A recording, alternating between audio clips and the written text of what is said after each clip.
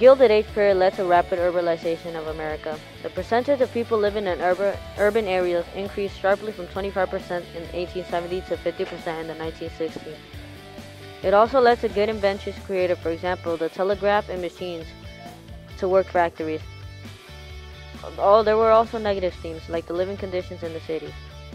Due to the machines and the factories and mining, people were forced to work 10 to 12 hours a day in factory work or mining. They worked about 60 hours a week and got very low pay, about 20 cents an hour, which sometimes wasn't even enough to give them food. That's why some families had no choice but to put their kids into work just to put food on the table. The kids were given less than 20 cents an hour every time they worked, but the kids in the factory had to be careful because they often cut off their hands and fingers or just got injured.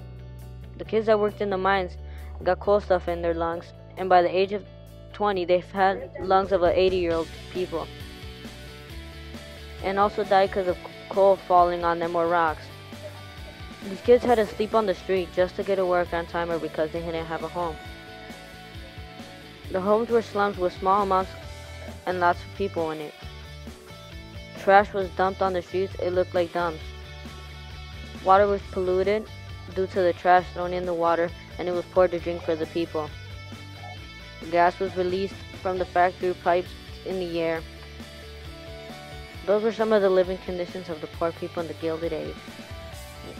Now there was also a small percent of rich people that lived in luxury, and an average amount were the middle class that also lived a good life. The middle class people were the ones that mostly owned the factories or the business. The rich were the very important people. Many people argue that the Gilded Age was a good or bad time for the United States. What do you think? Please like and subscribe.